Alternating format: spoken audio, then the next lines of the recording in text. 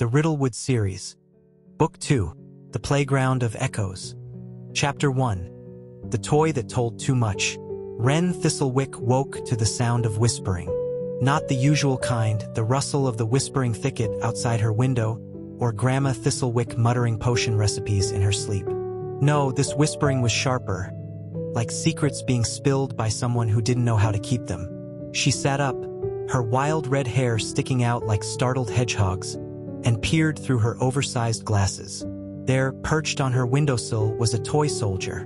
Not one of hers. Wren didn't play with toy soldiers. This one was old, its paint chipped and faded, its wooden joints creaking as it shifted slightly in the moonlight. Buttoned boots and jelly beans, it murmured. The password is always raspberry. Wren blinked. Excuse me? The toy snapped upright, saluted, and promptly fell over sideways with a clatter. Grandma Thistlewick appeared in the doorway, wrapped in a quilt that smelled faintly of cinnamon and thunderstorms. "Ah," she said, peering at the toy. "A whisperkin. Haven't seen one of those since the Great Teapot Incident." Wren tilted her head. "A whatkin?" "Whisperkin?" Grandma repeated, shuffling in and scooping up the toy. Toys animated by leftover echoes. Children's wishes, forgotten promises, bedtime secrets. Sometimes they stick, and sometimes they talk. The toy soldier twitched in her hand. "Don't trust the swing set. It knows things." Grandma raised an eyebrow. "This one's particularly chatty." Wren leaned closer. "Is it dangerous?" "Only if it starts echoing backwards," came a voice from above. Osric the owl, grumpy and bespectacled, fluttered down from the rafters and landed on the headboard with a sigh. "Backward echoes unravel memories. Very inconvenient, especially if you forget where you put your spectacles." "You're wearing them," Wren pointed out. Osric blinked. "Am I? Well, that's a relief." The toy soldier sat up again. "The playground is remembering too much. It's waking up." Wren's heart did a curious little flip. The playground. Her school playground. The place where jump ropes tangled themselves and the slide sometimes giggled. Grandma handed Wren the toy. "Best take him with you. He's a clue, not a curse." The map, rolled up on her desk, gave a sudden sharp whistle and unfurled with a flourish. Its parchment shimmered, revealing a swirling knot of magical unrest centered precisely on the school playground. "Well," Wren said, slipping the toy into her satchel. "Looks like recess is going to be interesting." Grandma handed her a pastry, round, golden, and faintly glowing. "Syrup root and hushberry, for calming overexcited enchantments." Osric fluffed his feathers. "And don't forget your listening bell. You'll need it." Wren tucked the bell into her pocket, adjusted her glasses, and looked out at the whispering thicket, which rustled encouragingly. She didn't know what kind of magic was waiting at the playground, but she knew how to listen, and sometimes that was the most powerful spell of a. Chapter 2, The Playground That Remembered. The playground was humming. Not in the usual way, no children's chatter, no squeaky swings or bouncing balls. It was a low, melodic hum, like a lullaby being sung by something that had never learned the words.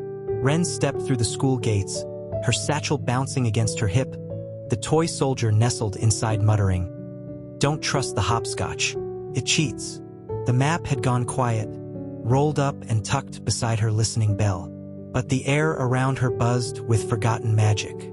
The kind that made your shoelaces tie themselves and your shadow wink when you weren't looking. She passed the slide, which gave a soft giggle as she walked by. "Hello," Wren said gently. The slide didn't answer, but the sandbox did. Its grains shifted and swirled, forming a shape, a spiral, then a star, then a question mark. Osric fluttered down from the school roof, his feathers ruffled. "This place is saturated. Echoes everywhere. I can barely hear myself think."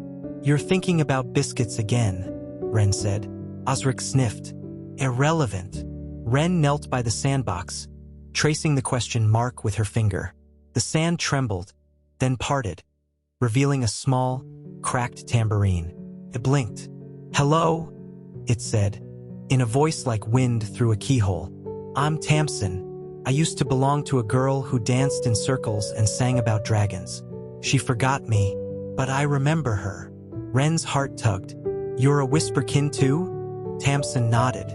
We gather here, at night, under the slide. We whisper the old chants. The playground listens. It remembers. Wren glanced at the swings, which were gently swaying despite the still air. One hummed a lullaby she hadn't heard since nursery. This place is remembering too much, Osric muttered. It's not built for it. The magic's leaking. Wren sat cross-legged beside Tamsin. Why now? Tamsin's jingles rattled softly. Someone buried an echo seed, a memory too strong to forget. It's growing, and it's hungry. Wren felt the toy soldier twitch in her satchel. We need to find it. Tamsin led them to the base of the climbing frame, where the ground pulsed faintly. Wren dug gently, her fingers brushing something warm and glowing. A small, seed-like stone, pulsing with emotion. She held it up. It shimmered with laughter, tears, and the scent of chalk dust and apple juice. It's beautiful, she whispered. It's dangerous, Osric said. If it bursts, every forgotten feeling in this playground will come rushing back. Chaos. Wren thought of the forget-me-nots in Grandma's garden, flowers that bloomed brighter when spoken to kindly. She wrapped the echo seed in a handkerchief and tucked it beside the pastry in her satchel. I'll plant it, somewhere safe, somewhere it can remember without hurting anyone. Tamsin jingled approvingly. Thank you. As Wren turned to leave, the playground gave a soft sigh. The swings stilled. The sandbox settled. The slide whispered, Good girl. Osric blinked. Did the slide just... Chapter 3. The Girl Who Could Hear Paint Dry. Wren had always believed that silence was never truly silent. There were whispers in wallpaper, secrets in shoe soles, and sometimes, if you listened very carefully, confessions in the creak of a cupboard. But she had never met someone who could hear paint dry. Her name was Lark. She sat cross-legged on the roof of the art shed, her hair streaked with violet and moss green, her ears twitching like a fox listening for thunder. Around her, dozens of paint pots bubbled softly, each one murmuring its own story. That one, she said, pointing to a pot of lemon yellow, is remembering a picnic. Someone spilled it on a daisy and cried because they thought they'd ruined summer. Wren blinked. You can hear that? Lark nodded. Paint remembers, especially when it's used with feeling. Anger makes it crackle. Joy makes it shimmer. Regret makes it peel. Osric perched beside her, eyeing a pot of suspiciously smug-looking turquoise. What does that one say? Lark tilted her head. It's bragging. Says it was used to paint a dragon's toenail in a school play. Claims it got a standing ovation. Wren giggled. We're looking for a place to plant an echo seed. Somewhere it can remember safely. Lark's eyes lit up. Then you need the memory mosaic. She leapt from the roof with the grace of a startled squirrel and led them behind the shed, where a wall stretched wide and wild, covered in thousands of tiny tiles, each painted with a moment. There was a tile showing a boy losing his first tooth, another of a girl hugging a cat that looked like a cloud.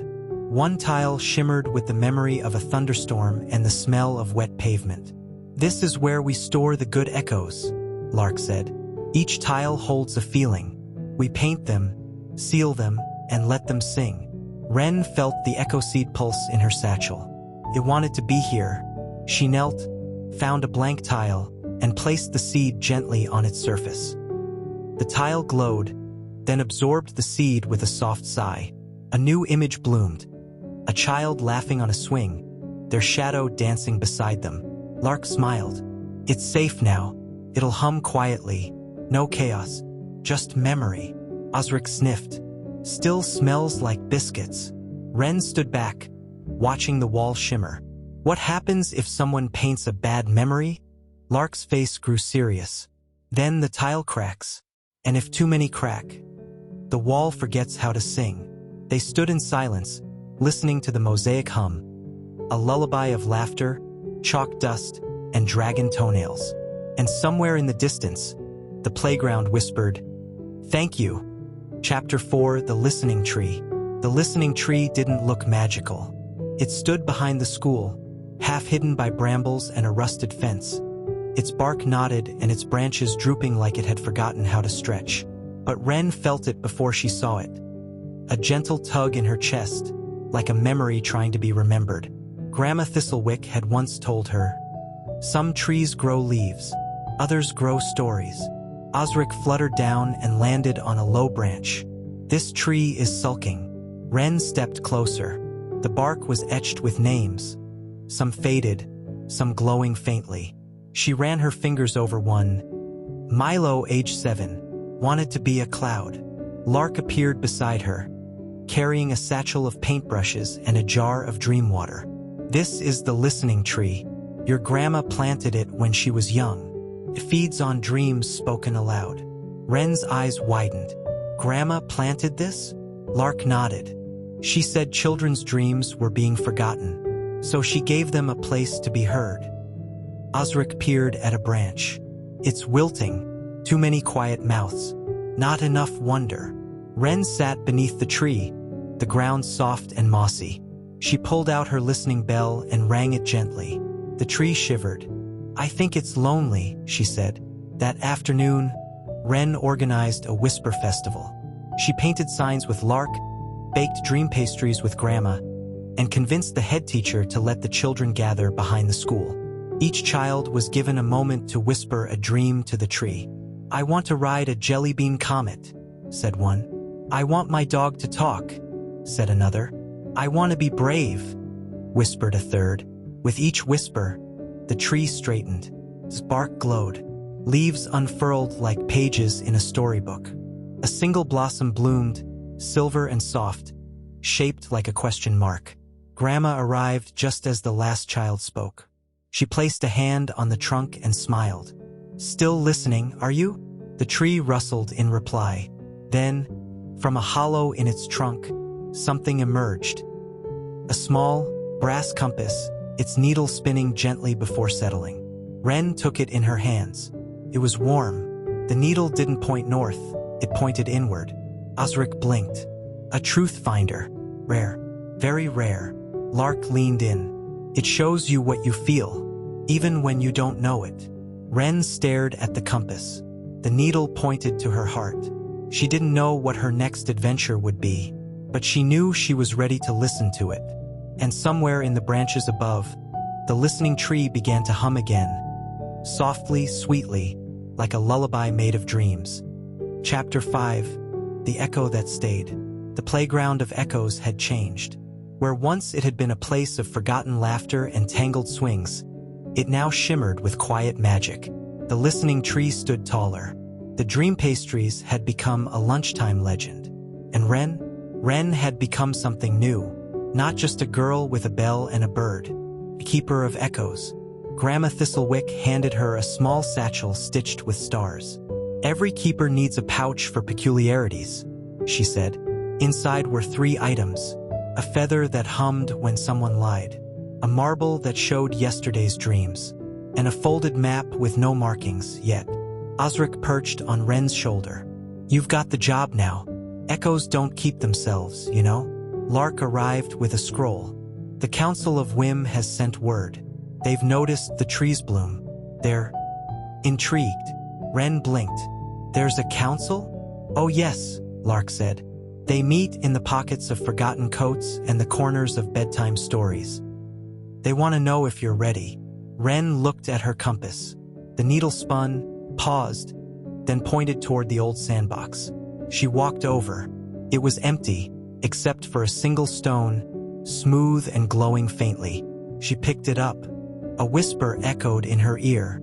"The echo that stays is the one you choose to carry." Suddenly, the playground shimmered. Swings creaked with laughter. Chalk drawings danced. The sandbox rippled like water. Wren turned to Osric. "I think it's time." He nodded. "To leave?" "No," she said. "To listen deeper." She placed the stone in her satchel, unfolded the blank map, and whispered, "Show me where echoes begin." A single line appeared, leading beyond the school, past the listening tree, into the woods where riddles grew wild. Grandma hugged her tight. "You've made the playground sing again." Wren smiled. "It's not just singing, it's remembering." As she stepped beyond the fence, the wind carried a sound. A giggle, a gasp of wonder. The echo had stayed, and Wren followed it into the next story. If you've enjoyed this installment of the Riddlewood series, please like and subscribe for more.